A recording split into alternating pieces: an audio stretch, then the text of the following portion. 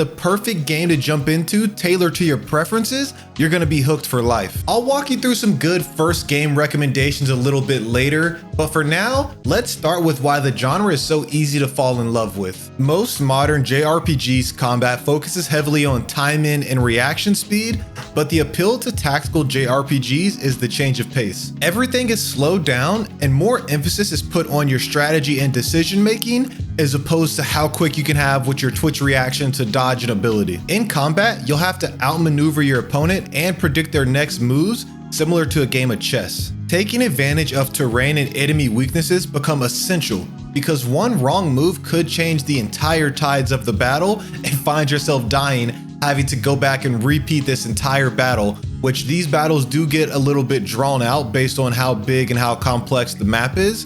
And so you want to make sure that when you're going in this, you're executing your strategy to perfection so that way you don't have to repeat everything that you already did. But that just puts more emphasis on, like we discussed earlier, your strategy and your decision making becomes key as opposed to how quick you can react to something.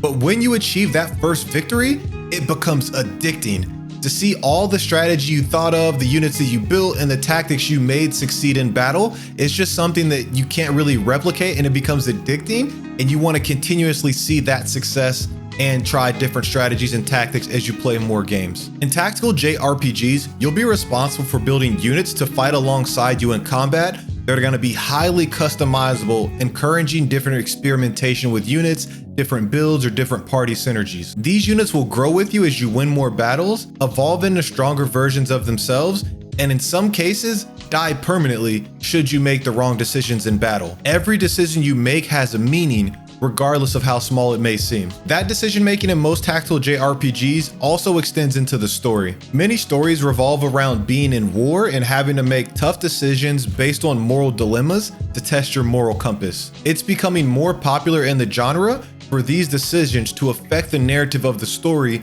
offering multiple endings based on what your moral compass is and the decisions you make throughout the game. Before we get into the next point, I wanted to say that if you enjoy JRPG content like this, I really would appreciate it if you help me get this video to 100 likes and consider subscribing to the channel for more.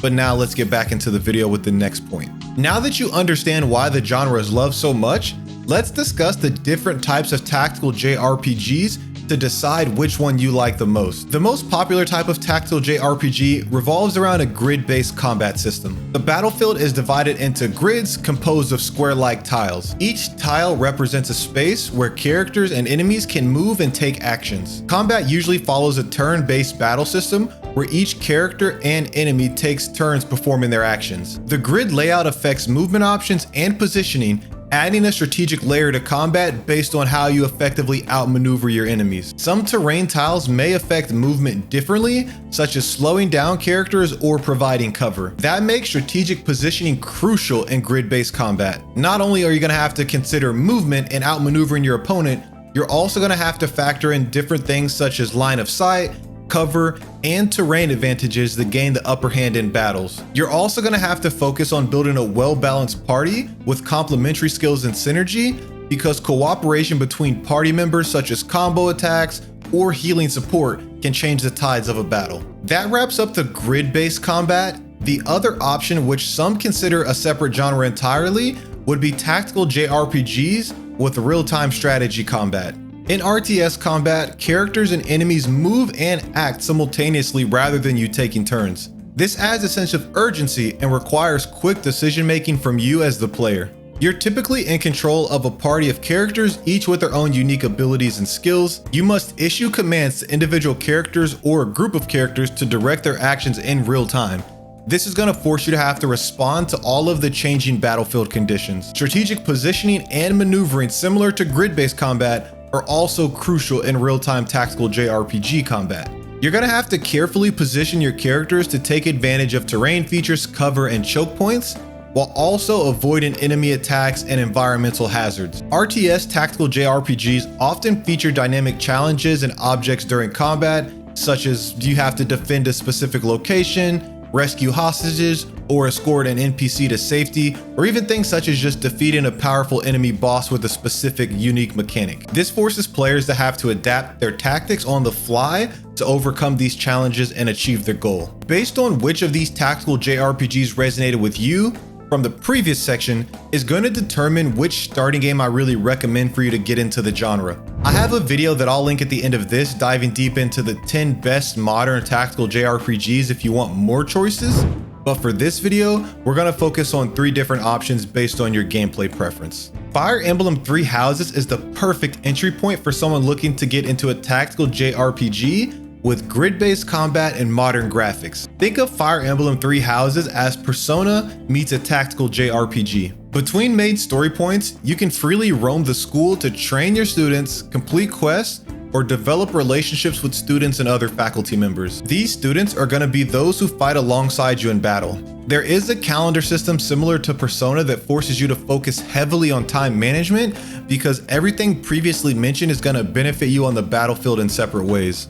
In Fire Emblem Three Houses, you're able to choose one of 3 houses, and each house offers a unique storyline as well as its own cast of characters.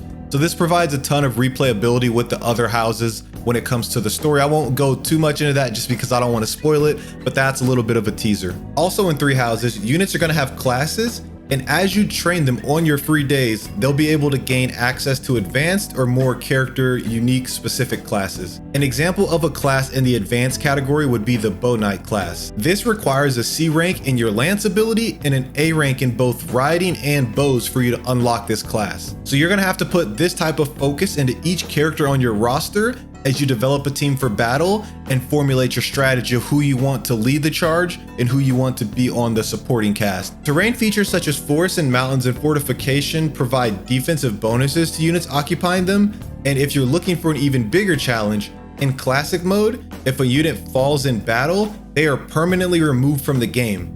This adds a sense of consequence to each encounter, and this feature is known as permadeath in tactical JRPGs. The next option is going to be Unicorn Overlord, which is great for someone looking for a tactical JRPG with real-time strategy combat and modern graphics. You're going to take on the role of an exiled prince as he leads the Liberation Army in a campaign to reclaim the kingdom. The story can be pretty straightforward, but where this game shines at is going to be the depth of strategy that the gameplay takes. Your army starts small, but as you traverse the world and reclaim territories, you're going to gain valor, allowing you to recruit more members to your party and build a stronger army. Combat in Unicorn Overlord mixes real-time strategy for navigating the map and automated turn-based combat once units engage in battle. The actual battles are going to be automated, so you won't have to control the units, but you can set skill priorities for the characters when they engage in battle, so you want them to, this skill to take precedent over the other 2, so that kind of gives you a little bit of insight into controlling those automated battles. Each unit, which is going to be a piece on the board, can consist of 5 characters when you actually get into battle that are going to be arranged on a 2x3 grid. The character out of the 5 that you designate to be the lead of the unit will determine how fast the unit can move around the map and the support abilities that you possess. Each character has a specific class that has different strengths and weaknesses, allowing for a more strategic customization of how you build units within your army. For example, a cleric unit lead will allow you to heal other allies when you're in the RTS version of the game board, while a gladiator unit lead will be able to break down barricades easier. You can easily find yourself getting lost in team building for hours just to develop the perfect strategy for your army, and then you get into battle and the game throws you a random curveball and you're like, shoot, I have to back up, re-strategize, and dive into this again. But that's what makes Unicorn Overlord so fun, because in real time you're gonna have to come up with different strategies to outmaneuver what the game is throwing at you, and you just have to hope that the game plan that you built with your team and your army has enough diversity in it to overcome those challenges. The next recommendation you've probably heard of, and that's going to be Final Fantasy Tactics War of the Lions, which is considered the best tactical JRPG of all time. Final Fantasy Tactics is a great option for someone who's okay with playing a more classical looking game on mobile. It's rumored that this game is going to be getting a remake soon in case you want to hold out, but for now, let's discuss why this game is viewed in such a high regard. Final Fantasy Tactics War of the Lions features a complex, dark, and mature storyline set in a war-torn land. You'll be controlling a mercenary who finds himself in the middle of a civil war, and an ancient demonic evil that has begun taking hold over the world. The difficulty and character investment makes progression extremely rewarding. Combat is going to be grid-based, where at the start of battle, you're going to be able to strategically position your units so that way you can work to outmaneuver and outsmart your opponent. In Final Fantasy Tactics, terrain, elevation, environmental obstacles, and the placement of your allies and enemies play a crucial role into winning in combat. At the beginning of the game, characters start with basic job classes such as a squire and a chemist, and as you progress through the game, they can unlock and switch between more advanced classes and jobs that suit different playstyles and strategies. Characters have separate levels for each class and job that they master, and the job tree can get pretty complex and require a ton of investment per character, but that's the beauty of Final Fantasy Tactics. Building up a unit, trying a unique class, and then taking it into battle to see how it performs. We discussed permadeath a little earlier, and in most tactical JRPGs, this is a setting that you can toggle on and off, but that is not the case with Final Fantasy Tactics. If one of your unit falls in battle and isn't revived in time, all of that investment in time is lost on them permanently. There is no way to turn this setting off, which makes the consequences and stakes of battle even higher. Let me know which of these 3 games sounds the most enjoyable to you in the comments, but now that you've converted to being a tactical JRPG fan, be sure to check out this video going over the top 10 modern tactical JRPGs to help you choose your next game. Thank you for your time, and I'll catch you in the next one.